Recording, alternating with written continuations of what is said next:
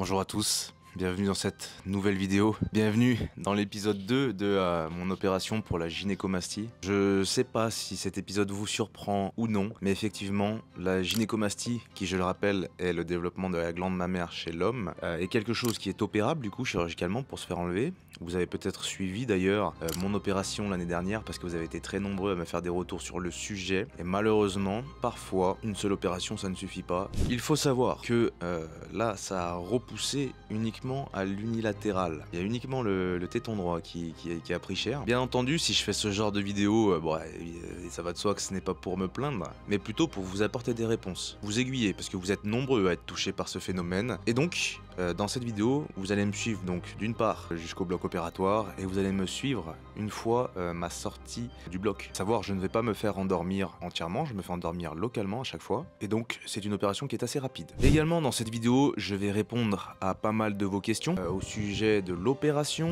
au sujet du tarif, au sujet de aussi à quoi c'est dû. Actuellement là par exemple, si ça a repoussé, ce n'est ni la faute du chirurgien et ce n'est pas non plus la faute de produits dopants, dans la mesure où je n'en utilise pas et je n'en ai jamais utilisé. Sur ce, allez me faire opérer, je vous laisse me suivre. Je vais vous montrer également d'ailleurs avant ce que ça donne actuellement.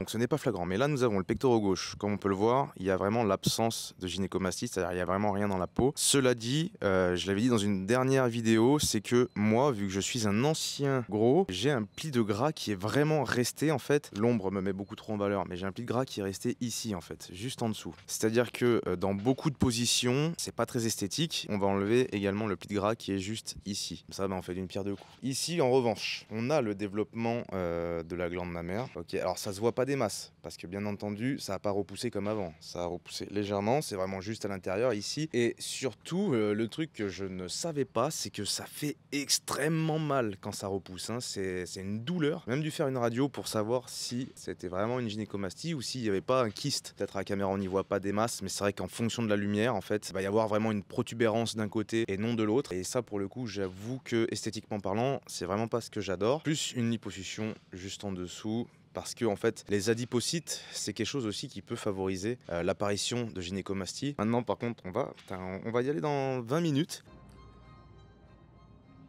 Bon, la douche étant faite, on va pouvoir admirer le chef-d'œuvre. Il me fait flipper celui-là, hein, je vous avoue que ça a tellement saigné. Franchement, ça a saigné, mais c'est beau, c'est pas vilain. Mais bon, c'est tellement enflé en soi, tu peux pas te faire un avis, quoi. Il y a eu le trou de la liposuction. Voilà, la liposuction, en gros, le trou, il est ici. Ouais, tout de même, hein. Bon, on va arrêter de regarder, parce que là, pour le moment, c'est pas très beau. J'avais fait un sondage sur Instagram pour qu'il y ait toutes vos questions. J'en ai eu énormément et je vais y répondre là tout de suite. J'ai même dû me les numéroter tellement il y en avait. La gynécomastie, c'est le développement de la glande mammaire chez l'homme. On a tous une glande mammaire sous le téton en fait. Hein. Le seul truc qui varie, c'est que chez les femmes, elle se développe pendant la puberté et chez les hommes, de base, elle se développe pas. Et parfois, ça peut arriver qu'elle se développe un peu chez les hommes. Encore une fois, c'est très rare que ça fasse un sein de femme, ça n'arrive même quasiment jamais, mais elle peut se développer un peu. Et le développement de cette glande mammaire, même si c'est un peu, eh bien parfois ça peut déranger les hommes. Parce que c'est vrai que ce n'est pas très esthétique. Après, il peut aussi y avoir une adipomastie. Personnellement, j'ai eu les deux, et parfois même les deux agissent en synergie.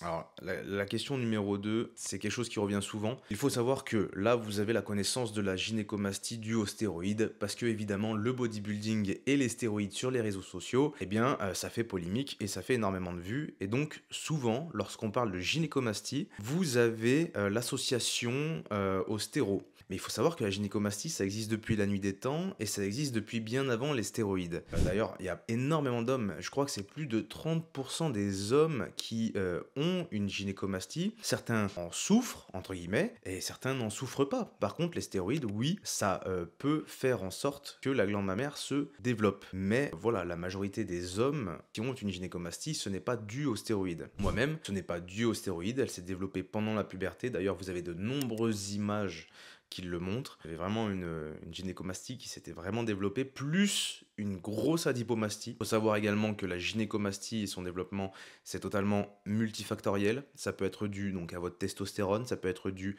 à vos oestrogènes, ça peut être dû à vos hormones thyroïdiennes, ça peut être dû... One eternity later. Voilà, c'est tellement multifactoriel que en soi, peu importe de savoir à quoi c'est dû, vous en avez une et que ça vous dérange, eh ben, dites-vous juste que vous avez une solution, c'est vous faire opérer. Il faut savoir que la gynécomastie et l'adipomastie, je vais tout le temps mettre les deux ensemble. Il n'y a que sous stéroïdes d'ailleurs que vous n'aurez pas une gynécomastie plus une adipomastie. Les stéroïdes développent uniquement la gynécomastie. L'adipomastie diminue avec l'entraînement et l'alimentation. Alors, pas chez tout le monde. Chez moi, par exemple, ça avait du mal à partir. Et la gynécomastie également réduit, mais a du mal à disparaître, notamment après la puberté, malgré le régime, malgré l'entraînement, etc.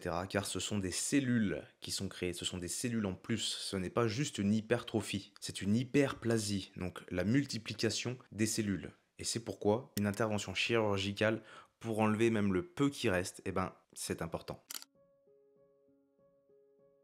Les démarches à effectuer sont les suivantes. Déjà, vous devez constater le fait qu'il y ait une gynécomastie. En général, c'est très simple. Si vous complexez de vos tétons en eux-mêmes, qu'ils ressortent de votre poitrine, en général, c'est une gynécomastie. Certains docteurs vont essayer d'esquiver le sujet si ce n'est pas pathologique et si ça ne vous déforme pas de sorte à créer un sein. Donc, vous pouvez aller voir un médecin traitant qui vous écoutera ou vous écoutera pas, peu importe. S'il vous écoute, ensuite, il va vous faire des radios pour voir comment elles se disposent. Ensuite, vous aurez sûrement des bilans hormonaux pour voir quelle est la cause de cette gynécomastie, parce que si on vous opère, mais admettons que vous avez encore un problème hormonal, bah ça va revenir justement. Donc c'est pour ça qu'il faut prendre soin à ce qu'il n'y ait pas de problème hormonaux préalables. Une fois que vous avez ça, vous pouvez prendre rendez-vous avec votre chirurgien. D'ailleurs, vous pouvez le faire en même temps que vous prenez rendez-vous avec votre médecin traitant, dans la mesure où même votre chirurgien va ensuite vous prescrire encore des radios, etc. Et ensuite, il va vous dire qu'est-ce qu'on va faire pour cette opération. Et ensuite, vous allez prendre un rendez-vous tout simplement. Je vous conseille d'ailleurs de contacter plusieurs chirurgiens. La consultation coûte entre 50 et 100 euros, juste la consultation. Mais voilà, il faut quand même avoir plusieurs avis parce que certains vont vous dire que vous n'avez rien et vous allez continuer à complexer, malheureusement. Ça va dépendre pour qui. Moi, personnellement, l'année dernière, je m'étais fait opérer. Il y a eu 500 euros sur les 2000 euros qui ont été remboursés par la Sécu, mais c'est tout. Ensuite, je vous invite tout de même à faire les démarches qu'il faut pour justement savoir si c'est remboursé ou non. Mais je vous invite également à quand même ne pas, si vous le pouvez en tout cas, ne pas prendre en considération l'argent que vous avez dépensé. Je pense que les résultats d'une opération comme telle, si ça vous dérange vraiment psychologiquement, valent beaucoup plus qu'une somme d'argent. Alors là, j'ai une question qui n'a rien à voir. La jawline change-t-il beaucoup la structure de visage? Et oui, parce que vous savez que j'ai musclé ma mâchoire, ce qui a permis de la sculpter, de la rendre plus carrée, de diminuer mes joues, mon double menton, grâce aux appareils jawdesign.fr que vous avez lien en description. Et donc, effectivement, améliorer la forme de sa mâchoire, muscler sa mâchoire, bien entendu que ça change énormément le visage et que oui, ça embellit littéralement le visage. C'est au-delà de changer le visage, quoi qu'il arrive, si vous musclez votre mâchoire, ça vous rendra obligatoirement plus beau dans la mesure où ça améliore la composition corporelle, c'est-à-dire le ratio muscle, masse grasse, rétention d'eau. Alors, ça varie encore une fois en fonction des individus. Personnellement, il m'a été conseillé 2 semaines sans sport, parce qu'encore une fois, ma gynécomastie était vraiment très petite. Certaines personnes ont tellement une énorme glande mammaire, j'ai vu des opérations, la glande mammaire était comme ça, vous voyez. Là, typiquement, faut laisser minimum 1 mois sans sport. Déjà, la gynécomastie, c'est assez aléatoire. Parfois, c'est tellement génétique que ça revient. Et d'autant plus, très souvent, c'est lorsque le chirurgien ne peut pas, en fait, enlever totalement la glande mammaire. C'est rare qu'il le fasse totalement parce qu'il y a des risques que votre téton meure, en fait, tout simplement. Et donc, juste si on laisse 2-3 cellules, eh bien, la glande mammaire peut repousser. Après, voilà, c'est très variable en fonction des cas. Personnellement, évidemment, ça a repoussé à l'unilatéral en plus. Probablement qu'il devait rester une cellule en trop, mais également Actuellement, je sais personnellement que ce qui l'a aidé à repousser, c'est la matière grasse que j'avais sur les pecs, parce que j'avais un léger pli de gras qui restait là, peu importe que je sois sec ou non. Et donc ça a favorisé le fait que la gynécomastie repousse malheureusement. C'est à vous de choisir, soit général, soit local. Votre médecin, votre chirurgien va aussi vous aider à choisir en fonction de l'ampleur de la gynécomastie. Personnellement, j'ai choisi une anesthésie locale. Lorsqu'il y a une liposuction, je vous avoue que l'anesthésie en elle-même fait excessivement mal parce que les seringues en fait sont immenses.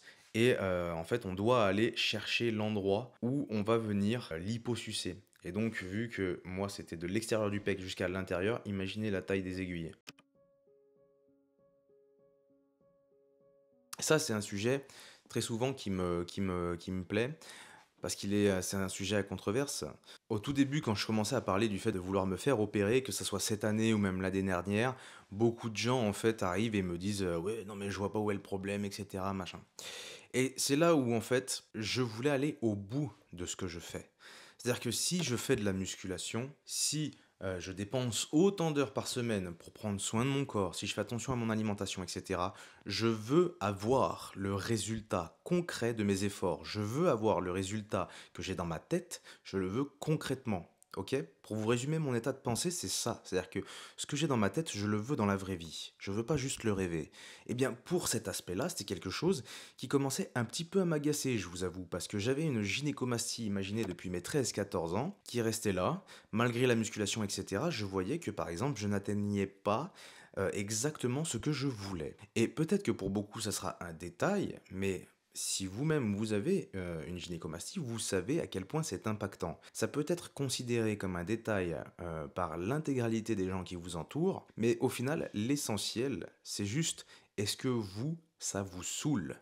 Est-ce que vous vous sentez mal à l'aise? Parce que c'est une douleur de tous les jours vivre avec quelque chose comme ça. Vous voyez, en fait, le physique, il y a une part d'inné, mais il y a une part qu'on peut changer. Et au final, vous verrez dans votre vie que on se sent excessivement mal lorsqu'on est face à quelque chose qu'on sait qu'on peut changer, mais sur lequel et vis-à-vis duquel on a un doute de si on passe à l'action ou pas. C'est littéralement ce qui vous fait être angoissé en fait. C'est savoir que vous devez faire quelque chose pour votre bien, mais vous ne le faites pas. Et ça crée de la névrose, ça crée des complexes aussi d'ailleurs, ça crée du mal-être. Dès lors que vous faites ce que vous devez faire et que vous changez ce que vous pouvez changer et ce qui vous tient à cœur de changer et que vous laissez aller ce sur quoi vous n'avez aucun pouvoir et que vous améliorez ce que vous pouvez améliorer, eh bien, à ce moment-là, je pense qu'on se sent bien parce qu'on n'a aucun regret, on est déjà au maximum, on ne peut pas s'en vouloir de faire des choix comme ça. Les amis, nous sommes 3 semaines après l'opération, tout pile, parce qu'on est vendredi, je me suis fait opérer 3 semaines avant le vendredi. Nous allons pouvoir constater à quoi ça ressemble au bout de 3 semaines, parce que c'est quand même important d'avoir un petit peu une visualisation de ce qui vous attend si jamais vous devez vous faire opérer. Donc c'est parti.